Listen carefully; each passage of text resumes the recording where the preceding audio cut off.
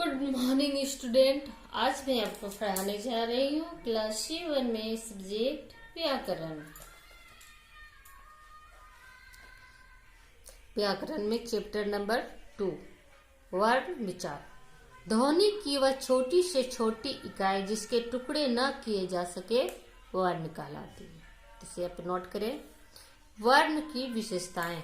वर्ण की निम्नलिखित विशेषताएं होती है। वर्ण भाषा की सबसे छोटी इकाई है। ये प्रश्न बहुत बार पूछा जाता है कि भाषा की सबसे छोटी इकाई क्या है, तो इसका जवाब है वर्ण।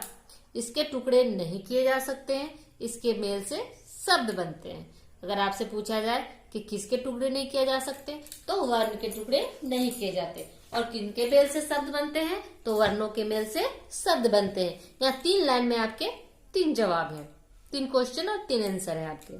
अब है वर्णमाला। वर्णों के निश्चित क्रमिक एवं व्यवस्थित रूप को वर्णमाला कहते हैं। जिस प्रकार फूलों से फूलमाला बनती है, उसी प्रकार वर्णों से वर्णमाला बनती है। तो वर्णमाला तो आप जानते ही हैं। अब हम पढ़ते हैं कि वर्ण निम्न प्रकार के होते हैं। अब वर्ण कितने प्रकार के होते हैं, ये हम आपको बताते हैं। पहला है स्वर वर्ण। प्रत्येक वर्ण को बोलते समय हमारे मुख से कुछ वायु निकलते, वायु अर्थात हवा।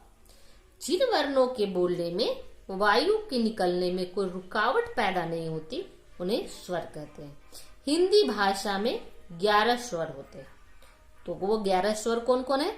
ओ, आ, हर्षय, दुर्घय, हर्षो, दुर्घो, री, ए, आय, ओ और आ।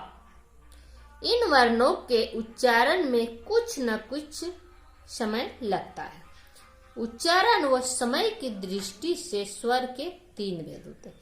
ये तो स्वर हो गया हमारा 11, जो कि वर्ण के अंतर्गत आता है। लेकिन इन वर्णों को भी 3 भागों में बांटा गया है।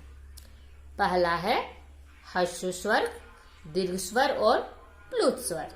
तो ह्रस्व स्वर कौन है? जिन स्वरों के उच्चारण में बहुत कम समय लगता है, उन्हें ह्रस्व स्वर कहते हैं। ये संख्या में 4 अ, ई, उ, री। ख है दीर्घ स्वर।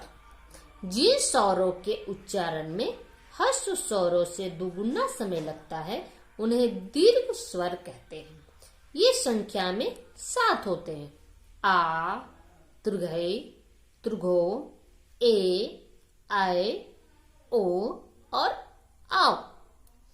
ग नंबर है प्लुत स्वर। इनके स्वरों के उच्चारण में ह्रस्व स्वर से 3 गुना समय लगता है। लिखते समय इन स्वरों के आगे 3 लिख दिया जाता है, जैसे ओ आदि। हिंदी में प्रायः इन स्वरों का प्रयोग नहीं किया जाता।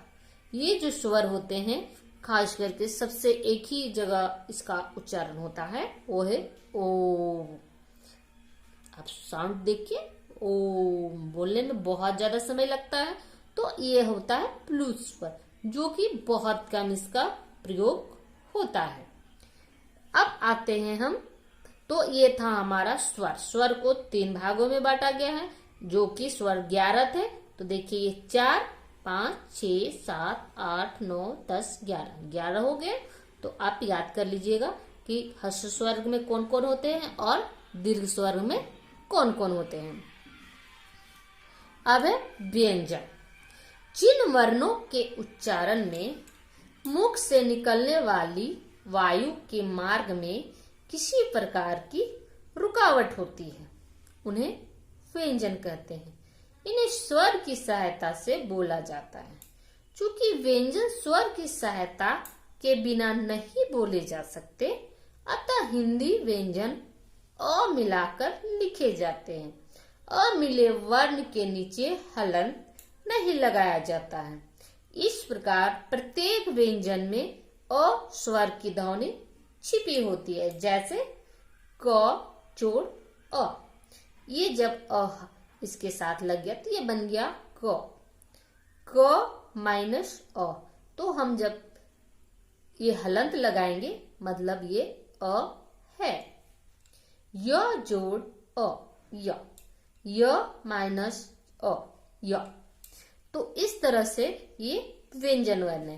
यानी कि हम कह सकते हैं कि वैसे वर्ण जिनके उच्चारण में स्वर वर्ण की सहायता ली जाती है उसे हम व्यंजन वर्ण कहते हैं, और वैसे वर्ण जिनके उच्चारण में किसी अन्य वर्ण की सहायता नहीं ली जाती है उसे हम स्वर वर्ण कहते हैं।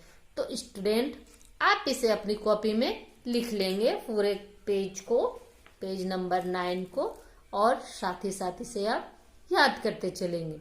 Thank you.